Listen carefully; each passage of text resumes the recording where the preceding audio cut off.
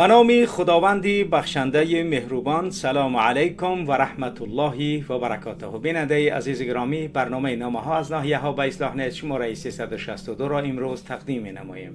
بیننده عزیز گرامی، یک نامه از رودکی، دو نامه از وحدت، دو نامه از دوشنبه و یک نامه از تیومن و یک نامه از نیژنی نوگورود روسیه محتوای این نشر برنامه همان را تشکیل دادند.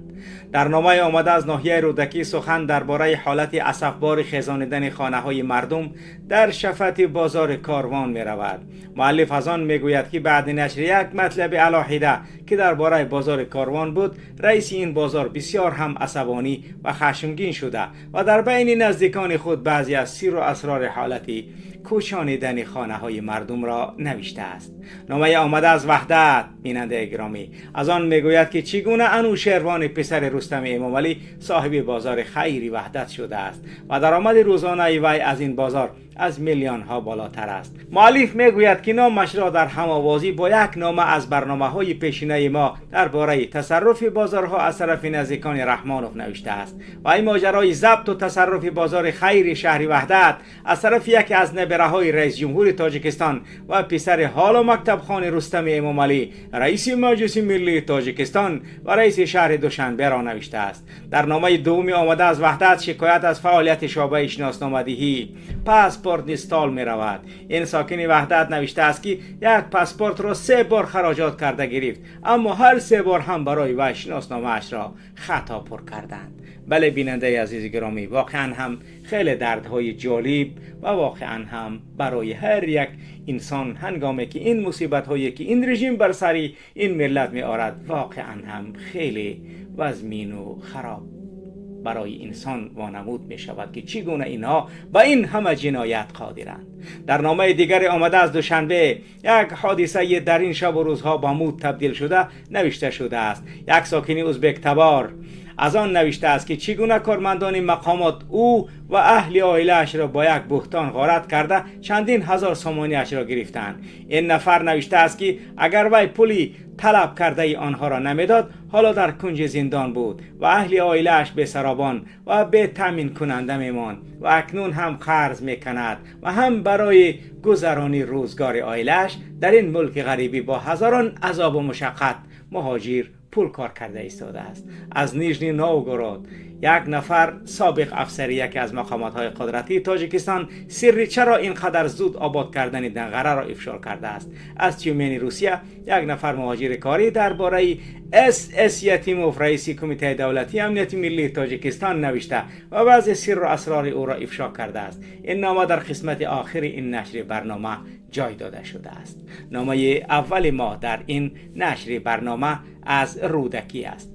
السلام علیکم برادر محمد اقبال صدرزین. من این نامه را درباره بازار کاروان و وضعیت ساکنان این خانه های اطراف آن که امروزها مجبوری کنده و کشانده ایستاده اند برایتان می نویسم. چند پیش در اصلاح درباره نورشید و وضعیت بازار یک مقاله نشر کردید. خود من در این بازار کار میکنم و شناس دارم که در بری نورشید مشرب است. این شناس هم گفت که بعد نشر آن مقاله در اصلاح نورشید تماما دیوانه شدگی ای. دیوانه را کی میدانی چی کسی است؟ 2 روزی پی هم دیوانه هاتکی شده بود نورشید. شاگردانش برآمدند گفتند که این کی بود؟ چه خیل کرد این رئیس مورا؟ چه خیلی کرد؟ مرا تگرو کرده گفته ایستاده رئیس. این رئیس مورا این خیلی کردنه گفته سخت دیوانه شدگیان، نمیدونن چیکار کنند. این شناس هم گفت که نورشید مشربوف 2 نفر نزدیکترین در مسئله کشاندن خانه های مردم دارد که یکیش یوریست ادوکاتش می باشد، دیگرش نفری است که آدمی باوری نورشید است. ایمنه همین کارها را می بردگی در این تریتوریا همین 2 کسند. بله، با شنید و مشاهده های ما آنها این طور میکردند. نورشید مشربوف میگفته است که از هر یک خانه که چند ارزان کرده 3% حق هر دوی شما است. هر خانه را که گروزید میکنید چخله میکنید یا با جنگ و جنجال از 3 مستش ارزان میکنید 3% حق هر دوی شما. یک کارمند ملیسه میرود راست میدراید پیشی همانها و گپ میزند که پدر من از دوستان نزدیک مرحوم خال مشرب پدری نورشید بود و پولدار بود. حاضر کسل بیمار است. این خیل غمش میدهید. یعنی خانه‌اش رو میکنید. وقتی از پیش آنها بیرون میبراید که نورشید مشربوف از بیرون آمده و آفیسش در آمده ایستاده است. میگردد و میگوید که حاجی چه خیلی فلانی آدم سلامت گفت. نورشید آخر نخوشه گفت اوسو بیستید مونشی بچه بود روی پیش ما پیشش میدرویه و میگه کو گپ زن گپ همین. بعد میگه که چی خدمت کنیم. بچه کجویی میگه در ملیسا و شرح میدید وضعیت چه. خانه‌مون خیزونده ایستادن چوره همونها رو میدیدی. بعد پیشش همون دو نفر در آورد و میگه که همین آدم چی خیلی که سه بستویم است یا قیمتی همون خانه را گپ میزند همون خیل پد پیصد سکرده بتیش اینومی من. این شناس گفت که بعد 2 روز پس زنگ میزنن که بیا پد پیصد سکن دگوارو را. انا همین قدر پول نلیش که میدیمت انا همین قدر دیگر خانه میدیمت. الله اکبر پناهت به خدا. خلاصه میگوید این شناسم با همین یک سلام آن آدم کار من را پول نبود کرد، یعنی نورشید. این شناسم گفت که اگر صاحب خانه‌ای که با رستم امامعلی ارتباط داشته باشد سوم را پر میدهد، نداشته باشد کم میدهند. اگر با رستم ارتباط نداشته باشی پلی کمت میدهد، ولی با رستم ارتباط داشته باشی پلی خوبت میدهد. این شناسم گفت که اگر صاحب خانه‌ای که با رستم باشد واقعا مناسبت خوب میکنن، اگر با رستم ارتباط نداشته باشه کپت سوختگی های.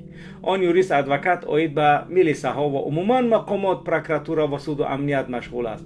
آدم هایی که روزی نمیشود به سر آنها میلیسه ها را همان روان میکند. بله رزبار از سود و پروکراتورا و همه جا. آدم دیگریش گپی همون گپی نورشید بوده است. نورشید به طرف آدمان خودش گفته است خب خلاص دیگه با خلق بسیاریش از من دیده ایستاده است. خب دیگه حقارت کرده است از مردم. ای من دیدستن که گویا می کارو را من کرده استم، دعای بد کرده ایستاده از مردم. لیکن در اینجا من این قدر استاتوس ندارم.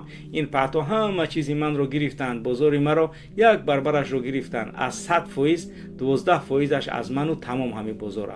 نورشید گفته است که از مگزین‌های پایان جای اپتوی مگزین‌های $150,000 گدیت 100 تاش از اس یتیم و رئیس کمیته دولتی امنیت ملی یاخی 4 سال پیش بازار را از سر راست کرده شد و اون وقت اس یتیم و پرسانتاژ رو ترسوندن 96 مگزین ایمه گرفت.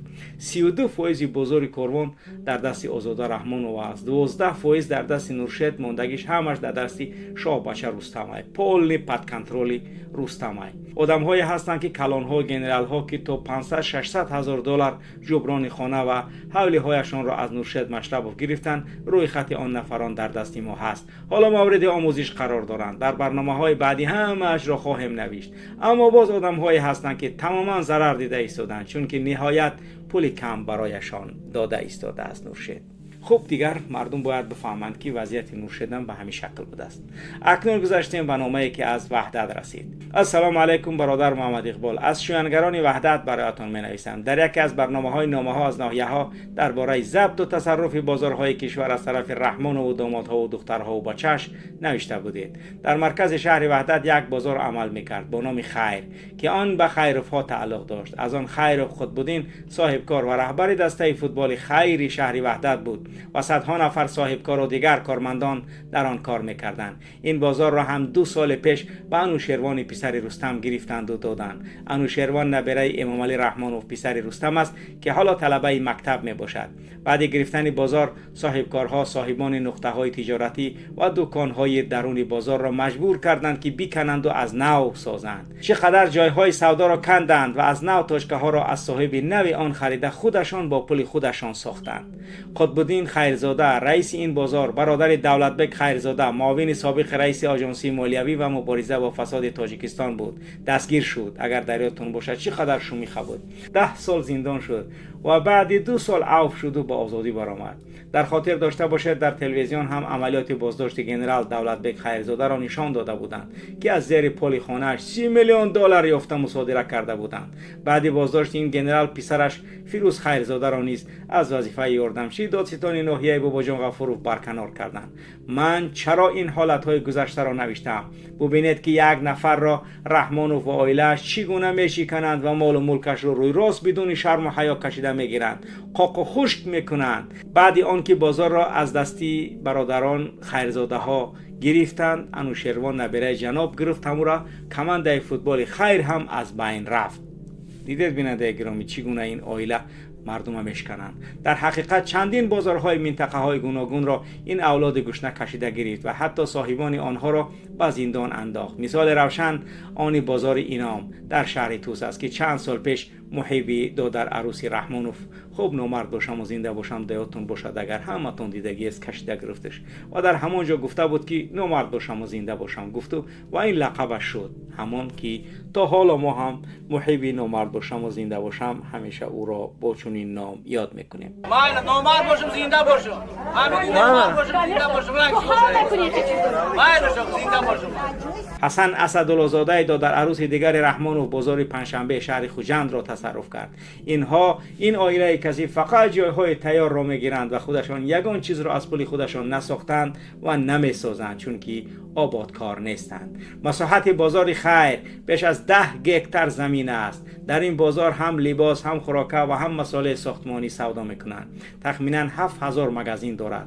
هر 4-5 سال پس میگویند بازار را از نو میکنیم، کندن در کار است. ما را میکنند با اثر نو جای بودگی تشکته میخری. مغازین های کهنه را کندن. در رو برای ترمینال وحدت رومید قرار دارد. از هر نقطه فروش 180,000 سومانی گرفتند. شما یک حساب کنید که چقدر پول می شود هر کدام مغازین 20,000 دلاری فروختن و این فایده به جیب انوشیروان که حالا طلبه مکتب است بچه رستم امامعلی میدراید. باز در قد راهها کارتوشکا و پیاز و سبزی و کبوتی و میوگی میفروشند که از اینها هم پول میگیرند. به یک حساب عادی هر ماه یعنی انوشیروان 700,000 دلار از این بازار، یعنی که از 5 میلیون بالاتر، تقریبا 1 میلیون. و باز شوری موری های دیگرش، یعنی که تنها یه بازار انوشیروان فایدهش همین قدره. همان وقتا می گفتند که سبب قپیدن گنرال دولتبک خیرزاده و زندان شدنش مصادره مال و ملکش همین بازار بوده است. آنها آمدند برای خریدن بازار، اینها راضی نشدند، پس پرینسیپیال نگرفتند، بازار را یگان چیزش ندادند. دولتبک خیرزاده را پدستوا کرده بازار را دستش کشیدن گرفتن انوشیروان دادند. خوب دیگر امیدوارم که اونانی که با اویله نزدیکی دارند دیگر خوب میفهمند که یعنی چی وضعیت است. نام دیگری ما از وحدت. سلام علیکم، برادر محمد اقبال صدرالدین از وحدت هستم و یک حادثه بر سر خودم آمده را درباره ملیسخانه انیخترش درباره شعبه شناسنامه‌دهی می نویسم. پاسپورت گیری رفتم، 2 بار پاسپورت گرفتم، 2 بار هم نادرست نویساندن. پاسپورتم را دادن، میبیم کسب بلیت گیری نمیتین، میگن که پاسپورتت نوتوریه، فامیلیت خطا نویسانده شده است. این کارت رفتم و باز از سر 5,000 سومانی دادم.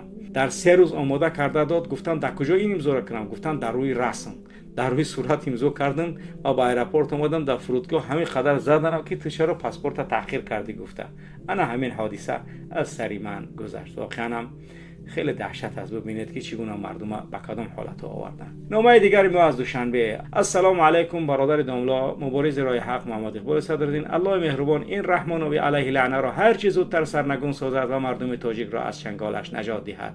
اللهم آمین.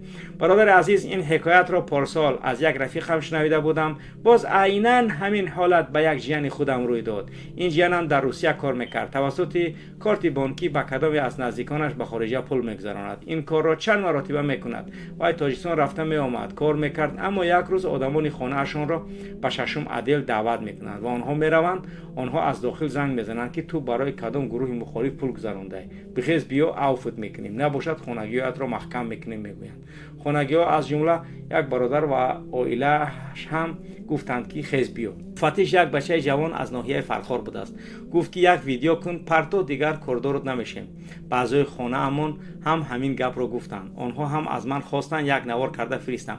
بعد من ویدیو کردم فرستادم. بعد آن اعضای خانواده‌ام را جواب دادن. از من یک ماه گذشت، باز خانگی‌هام را بردن و ششم عدل. این بار نستایوت کردن که بخیزه بیایا بچه‌تون، علاج نمان. خستم رفتم. از 150,000 سومانی زیاد پولمون را نملیسه کندن گرفتن. بعد ازا هم کردن. نوشتم که پشیمانم، دیگر نمیکنم، ما را ببخشید. سپس گشته آمدم.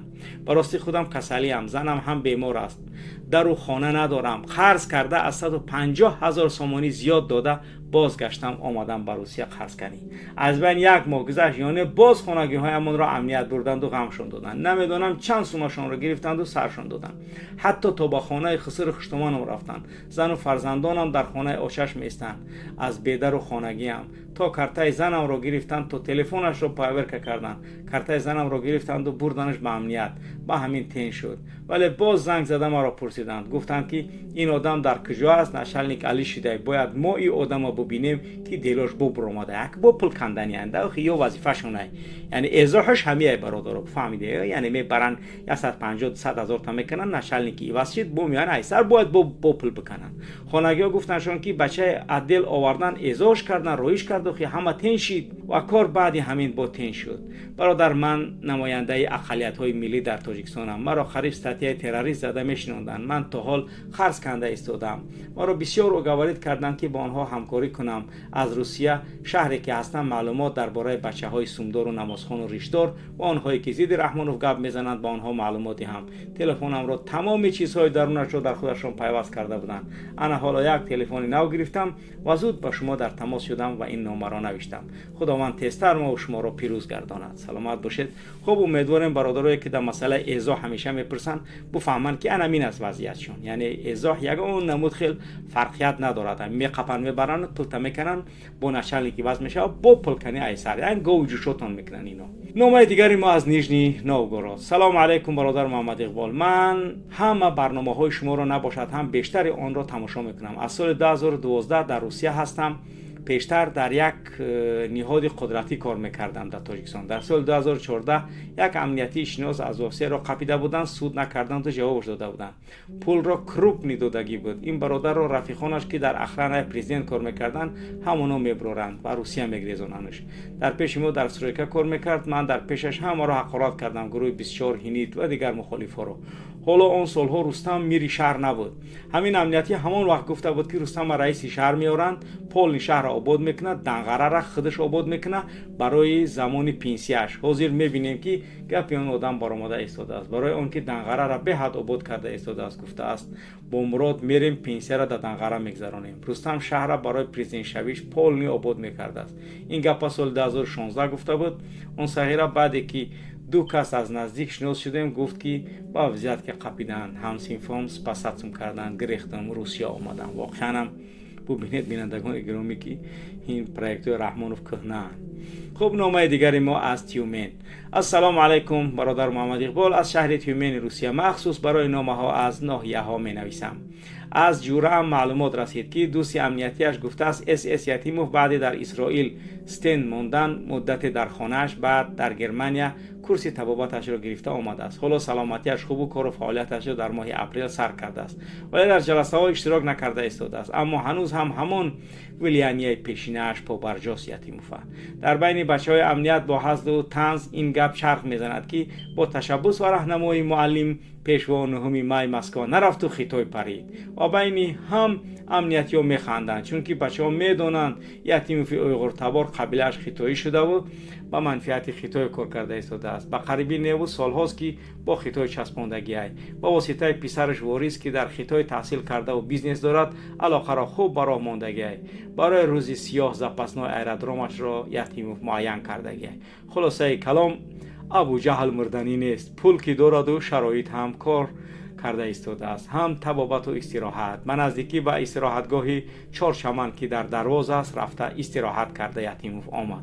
برادر محمد اقبال دیگر چی هم میگفتیم؟ وقتی این خبر را شنیدم از دلم گذشت که عاقبت این ملت و دولت بخیر باشد. خب بله بیننده عزیز گرامی، واقعا هم این وضعیت هایی که در کشور میگذرد واقعا خیلی دهشت آور است، ولی چیکار کنیم؟ آنچه که از دست ما و شما می آید همین رساندن معلومات هایی که با هر شکل و با هر وسیله به اصلاح میرسند آن را به ملت و مردم تقدیم می نماییم. امیدواریم الله سبحانه و تعالی این ملت را هر چه زودتر از چنگال این منغیت و از چنگال این قیبچاقی پلید نجات نماید. ولی انشاء الله خداوند دیرگیر، ولی انشاء الله کی سخت گیر است. اخذ الله عزیز مقتدر خیلی سخت است و انشاء الله آن روز بزرگ حتما خواهد رسید. بیننده عزیز گرامی، در گذاشتن لایک ها و انتشار این برنامه ما را همراهی نمایید. با شما بود محمد اقبال صدرالدین. سلام علیکم و رحمت الله و برکاته.